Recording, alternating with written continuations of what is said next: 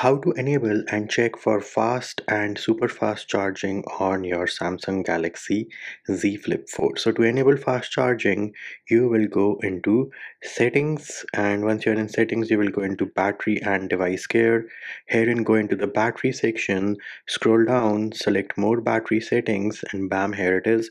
We have a toggle to enable fast charging and a toggle to enable fast wireless charging. Once you have done this, when you connect a wired charger, if you get a green circle on your screen, that means you are fast charging. It will say fast charging for a second and then it will turn to charging. However, if you go back into settings and then you can go into the battery section, and once you're in the battery section, tap on the battery, it will tell you that it is fast charging. Similarly, when you connect a super fast charger, something which is going to charge at 25 watts, then you should get a bluish circle on your screen and it will tell you super fast charging at the bottom on your lock screen. And again, if you go into the battery settings, it will tell you that the Z Flip 4 is now charging at super fast speed. So there it is. That is how you enable fast charging and check whether your Samsung Galaxy Z Flip 4 is